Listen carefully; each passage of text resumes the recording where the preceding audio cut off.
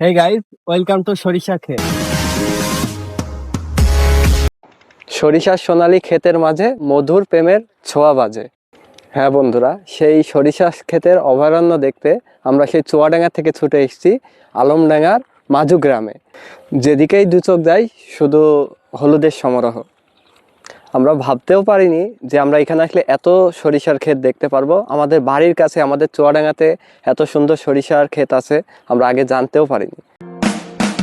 ঘুম ভাঙা কোনো সকালে সূর্যটাকে দেখা, আর মোরা কোনো